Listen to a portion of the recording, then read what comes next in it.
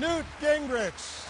Asked during the debate to name the security threats that worry him, Newt Gingrich lays out 3 scenarios: a weapon of mass destruction in an American city, a cyber attack, and something many have never heard of. Electromagnetic pulse attack, which would literally destroy the country's capacity to function. An electromagnetic pulse attack, or EMP. It's been the stuff of fiction on the Fox show 24. It's an EMP!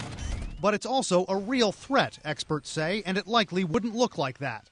An EMP attack, they say, is an intense burst of electromagnetic radiation. It can be triggered by detonating a nuclear weapon at high altitude, a weapon that could be launched by a rogue nation or a terrorist group with access to it. Detonated low to the ground, atomic weapons have a devastating physical shock. But detonated miles up in the atmosphere, experts say, the main impact is electrical, energy that doesn't kill people but spreads like lightning, striking any electrical grid or circuitry, feeding into them, burning them out. Whole cities could go dark.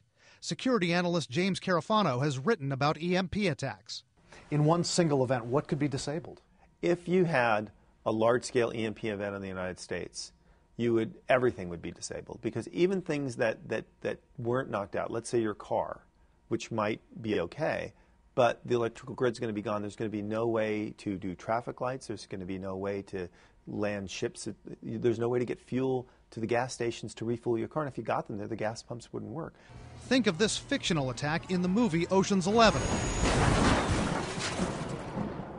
We demonstrated electromagnetic interference on a much smaller, less threatening scale at the University of Maryland, showing how magnetic fields from some electronic devices often interfere with other devices. You hear this ringing behind me?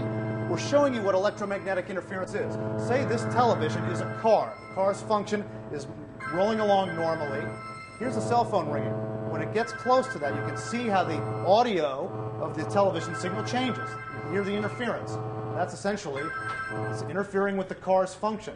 But with a large-scale EMP attack, experts say, computers would fail, telecommunications cut off, bank accounts inaccessible. They say that's because the transformers that power many electrical grids take a long time to manufacture and transport. And with transportation knocked out by the attack, that prolongs the isolation.